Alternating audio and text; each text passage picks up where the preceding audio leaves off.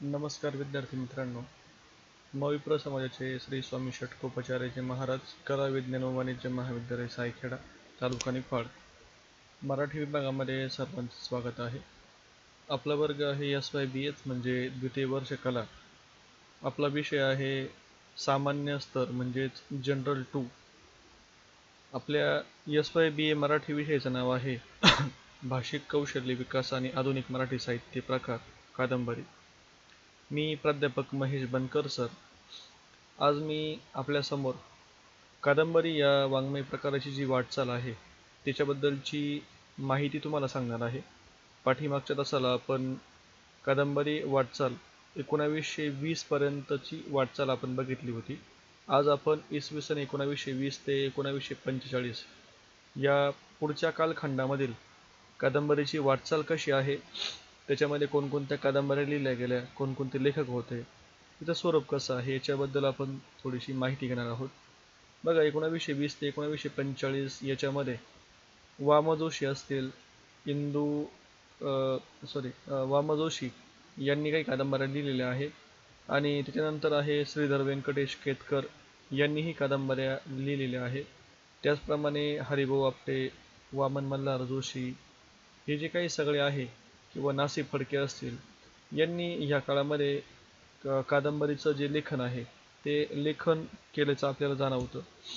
त्या कादंबऱ्यांचे जर नावं आपल्याला लक्षात घ्यायची असतील तर वामजोशी यांचे सुशिलेचा देव, नंतर इंदू काळे, सरला भोळे या कादंबऱ्या त्यांनी लिहिलेल्या आहे. सुशिलेचा देव या कादंबरीमधून एक जागरूक स्त्री आणि तिचा आत्मविकास कसा झालेला आहे याचं चित्रण त्याच्यामध्ये त्यांनी केलेलं आहे. म्हणजे 1920 नंतर हळूहळू ज्याला आपण म्हणतो की स्त्रीच्या ज्या काही भूमिका असतील, तिचं मनोदय असेल, तिच्याबद्दलची काही माहिती असेल, तर त्या सगळ्या गोष्टी कादंबरीमधून चित्रित व्हायला लागलेल्या आपल्याला दिसून येतात. श्रीधर व्यंकटेश केतकर यांच्या गोंडवनातील प्रियमवदा, परागंधा, आशावादी, गावसासू, ब्राह्मण कन्या, विचक्षणा यासारख्या कादंबऱ्यांनी मराठी कादंबरी वाङ्मयामध्ये चांगली भर घातल्याचे आपल्याला लक्षात येऊ शकतं. केतकर यांच्या कादंबऱ्या म्हणजे समस्यानिष्ठ कादंबऱ्या होत्या. त्या काळातील ज्या काही समस्या असतील ना, त्या त्यांनी 1920 ते 45 या काळातील ज्या समस्या आहेत त्या समस्या त्यांनी तिथं मांडण्याचं एकंदर काम केल्याचं दिसतं. आता अजून जर आपल्याला पुढच्या गोष्टी बघायच्या असतील तर त्या काळामध्ये त्यांनी काय केलं, प्रौढ विवाह, आंतरजातीय विवाह, बालविवाह, पुनर्विवाह यामुळे निर्माण होणाऱ्या ज्या समस्या आहेत त्या त्यांनी समाजासमोर मांडल्याच्या काही गोष्टी त्या कादंबऱ्यांमधून आपल्याला दिसू शकतात. हरिभाऊ आपटे आणि वामजोशी किंवा केतकर असतील यांच्यापेक्षा वेगळ्या वळणाने आणि वेगळ्या प्रेरणेने प्राध्यापक नासी फडके यांनी कादंबरी लेखन केल्याचे आपल्याला लक्षात येऊ शकतं. कुलाब्याची दांडी, जादूगर, दौलत, आटकेपार, निरंजन, कलंब शोभा, नंतर उद्धार, काश्मीर गुलाब, इंद्रधनुष्य, गुप्त प्रायश्चित्त, वादळ यासारख्या अनेक कादंबऱ्यांतून मनोरंजन हकीकती त्यांनी सांगितलेले आहे. शिवाय जे सांगायचं ते मनाशी निश्चय करून घटनांचे धागे एकमेकांमध्ये गुंफून त्यांनी कादंबरी निर्माण केली, आकारास आणली आणि त्याचे जे रचनातंत्र आहे ते खूप चांगल्या प्रकारचं आपल्या लक्षात येऊ शकतं. जर तुम्ही ह्या जे मी नाव वाचल्याच्यातले एखादी कादंबरी वाचली असेल तर तुमच्या ह्या गोष्टी लक्षात पटकन येऊ शकतील. नासी फडके यांचं जे काही कादंबरी लेखन होतं किंवा साहित्य निर्मिती होती ती एक कलात्मक निर्मिती होती. फडके यांनी साहित्याचे जे काही सरळ प्रकार हाताळले तर ते एकदम ओघवत्या शैलीमध्ये आणि परिणामकारक सुंदर भाषेमध्ये त्यांनी त्या काळामध्ये ते सगळं लिहिलेलं आहे असं आपल्याला लक्षात येऊ शकतं. आता वि. स. खांडेकर यांच्याबद्दल जर म्हटलं तर हृदयाची हाक, कांचनमृग, उल्का, दोन ध्रुव, दोन मने, हिरवा चाफा, रिकामा देव्हारा, सुखाचा शोध, पांढरे ढग, पांढरपेशा मध्यमवर्गीय हे जे काही असतील सगळे तर त्यांची सुखदुःख सगळे संदर्भ यांनी याच्यामध्ये मांडले. आणि एकंदर वि. स. खांडेकर यांनी या काळामध्ये चांगल्या प्रकारच्या कादंबऱ्या आणि वेगवेगळ्या प्रकारच्या कादंबऱ्या लिहिल्याचं आपल्याला जाणवतं. आता क्रौंचवध, अश्रू, जळालेले मोहर यासारख्या अनेक कादंबऱ्या खांडेकरांनी लिहिल्या आणि ह्या कादंबऱ्यातून काय केलंय, त्या काळातील स्थिती कशी आहे आणि त्या स्थितीनुसार समाजाचं प्रबोधन करण्याचं काम त्यांनी केलं आणि थोड्या प्रमाणात मनोरंजन देखील घडवण्याचं काम त्यांनी केलं. आता मालखोडकर बघा, शेवटी बघा इथं पॅराग्राफमध्ये मालखोडकर यांच्या काही कादंबऱ्या आहेत. त्याच्यामध्ये मुक्तात्मा, भंगलेलं देऊळ, शाप, नंतर आहे कांता, दुहेरी जीवन, डाकबंगला, नागकन्या या कादंबऱ्यांनी तरुण मनाला क्रांतिकारकांचे आकर्षण त्या काळामध्ये दिलं, किंवा मग त्या काळातले राजकीय वाद असतील, सामाजिक समस्या असतील, याचं दर्शन या कादंबऱ्यांनी घडवलं. आता एकंदर आपल्याला सारांश रूपाने पाहता बघायचं दिलंय की फडके, खांडेकर, मालखोडकर यांच्या कादंबरी लेखनाच्या काळात मामा वरेरकर यांनी विधवा कुमारी, गोदू गोखले, परत भेट या कादंबऱ्या लिहिल्या. श्रीपाद कृष्ण यांनी दुटप्पी की दुहेरी या कादंबरीतून राष्ट्रीयता आणि सामाजिकता यांचा मेळ घालण्याचा प्रयत्न केला. आता ही जी मुलांना, आता ठीक आहे, आपण हे तुमच्या मोबाईल स्क्रीनवर दिसतं आहे, आपण चर्चा करतोय, काही नावं आपण वाचतोय, पण तुम्ही एक लक्षात घ्या की ह्या ज्या आहे बघा इथं 1920 ते 1945 या कालखंडातील ज्या कादंबऱ्या आहे आणि कादंबरीमध्ये जे जे चित्रण झालेलं आहे, त्या चित्रणावरून तुमच्या एक लक्षात येत असेल की हळूहळू जे टप्पे बदलत आहे, कालखंड बदलत आहे, त्याच्यामध्ये लेखकानुसार, त्या परिस्थितीनुसार कादंबरीचे विषय, आशय, संदर्भ बदलत चालत आहे. याच्या पुढे आहे बघा नची केळकर यांनी नवलपूरचा संस्थानिक, कोकणचा पोर, नंतर बलिदान या कादंबऱ्या त्यांनी लिहिल्या आहे. दान शिखरे यांनी थोरली आई, आईची कृपा, तुळजापूरकर यांनी माझे रामायण, सरिके क्षीरसागर यांनी समजा राक्षस विहार, साने गुरु यांचं श्यामची आई, श्याम रघुवीर सावंत, प्रवासातील सोबती, अश्रू पटल, आकाशगंगा, दिवाकर कृष्ण आहे त्यांनी किशोरीचे हृदय, विद्या आणि वारुणी, कवठेकर आहे बघा इथं तर विखुरलेले प्रेम, नंतर मोग रांगणेकर यांनी मृगजळ आणि वी वी बोकील यांनी फोल आशा, अशा प्रकारचे लेखक आणि त्यांनी लिहिलेल्या कादंबऱ्या. नावावरून सुद्धा आपल्याला बरेच संदर्भ लक्षात येतील.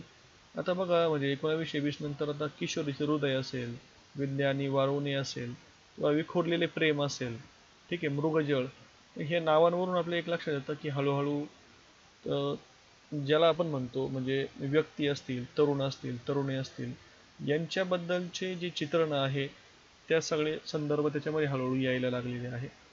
बघा झंझावात, याचबरोबर काशीबाई कानिटकर यांनी लिहिलेले आहे रंगराव, नंतर पालखीचा गोंडा, जानकीबाई देसाई आहे त्यांचं आहे गृहलक्ष्मी, नंतर सौभाग्य तिलक, नंतर कमलाबाई सोहोनी, वादळापूर्वी असं एक त्यांनी लिहिलेलं आहे.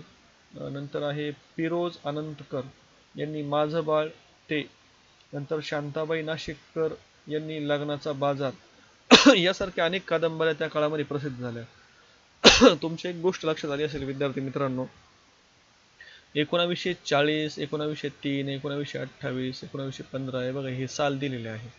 पण ह्या एकंदर कालखंडामध्ये काही तुम्हाला इथं काय दिसतंय, इथं जे आपला ॲरो दिसतोय या ठिकाणी, तर ह्या ठिकाणी काही स्त्री लेखिका आहेत.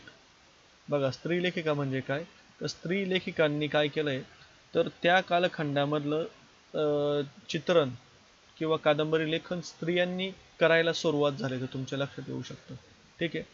आता याच्यामध्ये समजा यांनी या कादंबऱ्यांमधून अनेक विषय त्या काळचे मांडले, तर आता यासारख्या अनेक कादंबऱ्यांच्या या काळामध्ये प्रसिद्ध झाल्यानंतर या कादंबऱ्यांतून वैवाहिक जीवनातील अनेकविध समस्या, जठर तरुणी विवाह, जरट तरुणी म्हणजे काय, जरट याचा अर्थ आहे म्हातारे, आणि तरुणी म्हणजे काय की नुकत्याच वयामध्ये आलेल्या.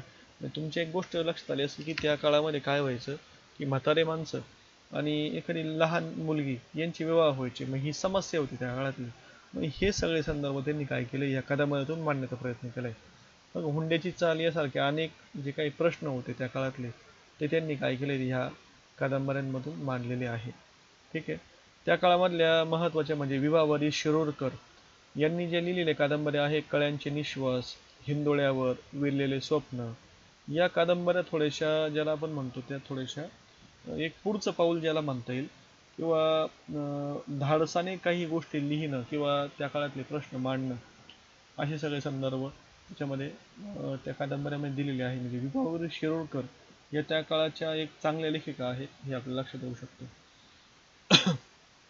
बघा, या काळातील पुरुषप्रधान संस्कृती आणि समाज व्यवस्थेला सुरुंग लावण्याचं काम खऱ्या अर्थाने विवाहबरीत शिरूरकर यांच्या कादंबरीने केलेलं आहे.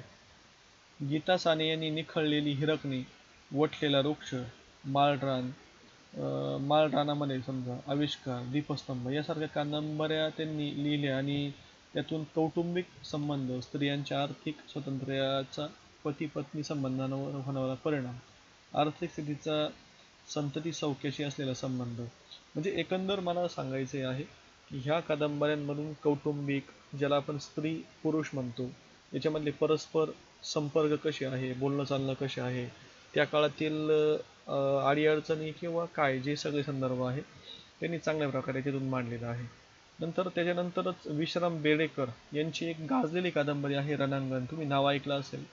तर विश्राम बेडेकर यांनी लिहिलेली कादंबरी रणांगण आहे. अशा प्रकारे एकंदर तुम्ही बघितलं पाठीमागं जर आपण गेलो तर 1920 ते 1945 या कालखंडामधील आपण सगळे संदर्भ बघितले.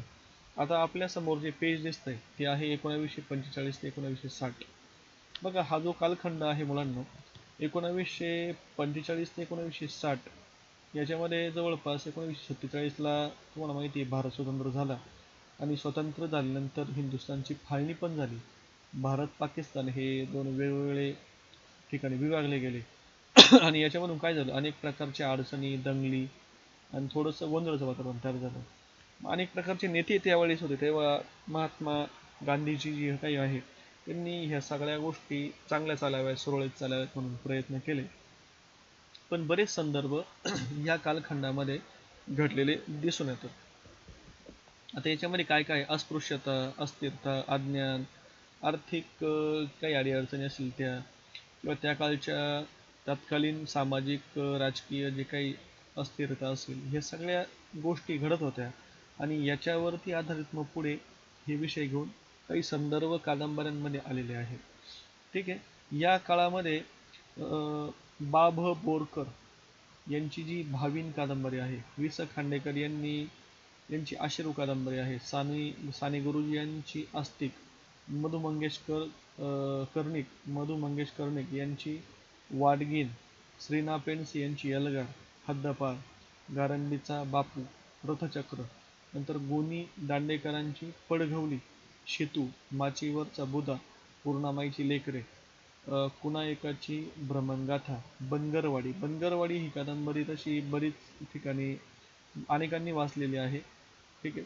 तर यासारख्या एकापेक्षा एक चांगल्या कादंबऱ्या त्या काळामध्ये लिहिल्या गेल्या आणि याच्यामधून काही ठिकाणचं ज्याला म्हणतो आपण म्हणजे स्थळचित्रण, एखादा विशिष्ट परिसर त्याचं चित्रण करणे, किंवा कौटुंबिक काही गोष्टी असतील, प्रदेश असतील, सीमारेषा असतील, त्याचे काही प्रश्न असतील, हे सगळे संदर्भ ह्या कादंबऱ्यांमधून म्हणजे 1945 ते 1960च्या कादंबऱ्यांमध्ये त्यांनी मांडण्याचं एकंदर काम केलं. त्याच्यानंतर हे जे सगळे संदर्भ आहे ते सगळे संदर्भ त्यांनी याच्यामध्ये रेखाटण्याचं काम केलं. याच काळामध्ये उद्धव शेळके यांची ढग ही चांगली गाजलेली कादंबरी आहे. अण्णाभाऊ साठे यांची फकीरा ही जी काही कादंबरी आहे ती पण खूप गाजलेली कादंबरी आहे. आणि ह्या कादंबऱ्या म्हणजे काय तर ह्या कादंबऱ्यामध्ये विशिष्ट परिसरामधील काही ज्या गोष्टी त्या काळातल्या महत्त्वाच्या होत्या या कादंबऱ्याच्या रूपाने वाचकांपर्यंत आल्या. याच काळामध्ये पौराणिक कादंबऱ्या देखील लिहिल्या गेल्या. पुराणातील व्यक्तिरेखांचं नव्याने अन्वय लावून, अर्थ लावून त्यांनी त्या सगळ्या संदर्भ काही गोष्टी मांडल्या. पुराण कथांना वर्तमानाचा अर्थ देण्याचा यातून प्रयत्न केलेला दिसतोय. उदाहरणार्थ कोणकोणत्या बघा, ययाती, मृत्युंजय, युगंधर आणि राधेय हे नावं तुम्ही खूप ऐकलेले असतील बऱ्याचदा.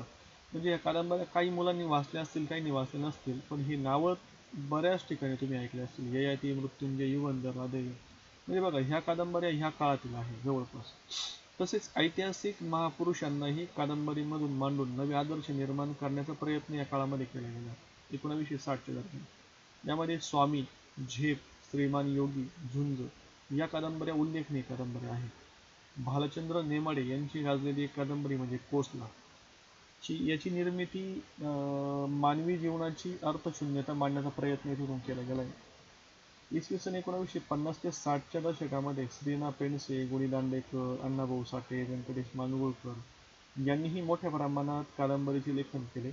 विभावरी शिरोडकरांनी शबरी, हमीद दलवाई नाही शबरी झाली आणि नंतर हमीद दलवाई यांची कोणती इंधन, श्रीना पेंडसे यांची लव्हाळी, ऑक्टोपस यासारख्या कादंबऱ्यांनी नागर जीवनावर प्रकाश टाकला. आता तुम्ही नागर जीवन म्हणजे काय, तर बघा 1960च्या दरम्यान नागर जीवन म्हणजे काय, तर शहरी जीवन जे आहेत ना, किंवा ज्याला म्हणतो आपण आधुनिकीकरण आलं आणि हळूहळू आधुनिकीकरणामुळे ज्याला म्हणतो आपण शहरांमध्ये कोणते बदल झाले आणि शहरांमधले बदल खेड्यांपर्यंत हळूहळू कसे आले याचे सगळे संदर्भ या कादंबऱ्यांमध्ये मांडण्याचा त्यांनी प्रयत्न केलेला आहे. तर आता गोनी दांडेकरांची बया दारुगड, हर हर महादेव, दर्या भवानी या कादंबऱ्यांनी शिवकाळ उभे करण्याचं ते काळातलं काम केलं. शिवकाळ म्हणजे शिवछत्रपतींचा जो काही कार्यकाळ आहे त्याच्यामधल्या काही घटना आहेत ते. त्याच काळामध्ये आता सध्या काय झालं, गांधी हत्या जेव्हा झाली होती, तर त्या गांधी हत्येमुळे निर्माण झालेली परिस्थिती, स्वातंत्र्यपूर्व काळातील भूमिगतांचे चळवळींचे चित्रण, याच्यामध्ये व्यंकटेश माडगूळकरांची यांची वावटळ कादंबरी होती. तर वावटळ कादंबरीमध्ये गांधी हत्या झाल्यामुळे कुठे कुठे त्याचे पडसाद उमटले पुण्याला, आणि विशिष्ट म्हणजे ज्याला म्हणतो विशिष्ट काही समाजावरती त्याचे किती प्रकारचे वाईट परिणाम झाले हे वावटळ म्हणून चित्रित करण्यात आलेले आहेत. कोवळे दिवस, करुणाष्टके, सत्तांतर या कादंबऱ्या त्या काळामध्ये त्यांनी दिल्या. भाऊ पाध्ये यांनी वासू नाका, वैतागवाडी, डोंबाराचा खेळ या कादंबऱ्यांतून महानगरीय समाजाचे विविध स्तरातील चित्रण त्यांनी त्याच्यातून केलेले आहे. ठीक आहे, बघा त्याच्यात तसं तुम्हाला दिसत आहे ह्या तुमच्या मोबाईल स्क्रीनवरती सगळे संदर्भ आपण दिले. हे का आपण सगळं असं केलं यावेळेस की नोट्स स्वरूपामध्ये सुद्धा तुमच्याकडे ह्या सगळ्या गोष्टी राहू शकतात. आणि तुम्हाला हे जे दिसतंय तुम्ही याची स्क्रीनशॉट काढून ठेवले किंवा याच्यामध्ये काही तुम्ही काही नोट्स काढल्या तर तुम्हाला याच्या पुढे देखील उपयोग होऊ शकतो. बघा अनेक सगळे संदर्भ आहेत. त्या काळामध्ये कमल देसाई यांनी काळा सूर्य, हॅट घालणारी बाई या नावाच्या कादंबऱ्या त्यांनी लिहिल्या आणि याच्यातून अस्तित्ववादाची जाणीव त्या कादंबऱ्यांमधून चांगल्या प्रकारची जाणवते. ठीक आहे. आता याच्यानंतर जयंत जयवंत दळवी यांनी चक्र, साधे प्रवासी, घडीचे, अथांग, अधांतरी, वासुनाका या कादंबऱ्यांतून त्यांनी झोपडपट्टीचे चित्रण केलेले आहे. म्हणजे बघा गलिच्छपणा असेल, गरिबी असेल, अडीअडचणी असतील किंवा गरीब घरामध्ये जन्माला आल्यानंतर त्यांच्या जीवनामध्ये आलेली सगळ्या समस्या, तर या सगळ्या समस्या झोपडपट्टीचे चित्रण त्यांनी या कादंबरीतून केले. नंतर एक महत्त्वाचं नाव आहे याच्यामध्ये शरदचंद्र मुक्तिबोध, तर यांनी शिप्रा, सरहद्द आणि जन हे बोल तू येथे यातून वैचारिक विचार मांडण्याचं त्यांनी काम केलेलं आहे. म्हणजे शरदचंद्र मुक्तिबोध यांनी सुद्धा ज्या कादंबऱ्या लिहिल्या त्याच्यावरून एक चांगल्या प्रकारची वैचारिकता आपल्याला जाणवू शकते. ठीक आहे. आता 1945 ते 60 पर्यंतचा कालखंडामधील कादंबऱ्या आपण बघितल्या. आता आपण 1960 नंतरची जी काही कादंबरी ज्याला आपण अर्वाचीन किंवा आता सध्या ह्या काळातली आधुनिक म्हणतो, तर त्या आधुनिक काळातील किंवा 1960 नंतरचं काय नक्की लिखाण झालं, तर याच्यामध्ये सुद्धा आनंद यादव, नागनाथ कोत्तापल्ले, रारन बोराडे, अरुण साधू, सुभाष भेंडे, अनिल बर्वे, मधु मंगेश कर्णे, महादेव मोरे यासारख्या लेखकांनी साठोत्तरी कशाला म्हणायचं, 1960 नंतर ज्या कादंबऱ्या आहे ना त्याला साठोत्तरी कादंबरी असं म्हटलं गेलं.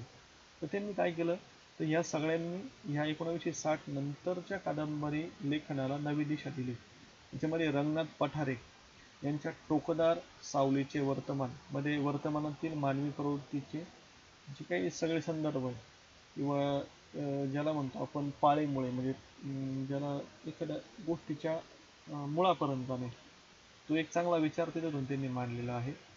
वर्तमान काळातील ज्या काही सगळ्या गोष्टी त्याच्याबद्दलच्या सगळे संदर्भ त्यांनी मांडलेले आहे. रानन बोराडे यांनी जे काही लिहिलं ते सगळं ग्रामीण जीवनावरती लिहिलंय, म्हणजे कष्टकरी, उपेक्षित शेतकरी यांच्या अडीअडचणी सगळे संदर्भ त्यांनी त्याच्यातून मांडलेले आहे. नंतर झुंबी घरभिंती या कादंबऱ्या आहेत, या सुद्धा थोड्याशा ज्याला म्हणतो ग्रामीण आणि शेतीविषयी किंवा ज्याला म्हणतो ग्रामीण भागात माती, शेती, निसर्ग, त्या ठिकाणचे लोक, त्यांच्या अडीअडचणी हे सगळे संदर्भ त्याच्यामध्ये आहेत.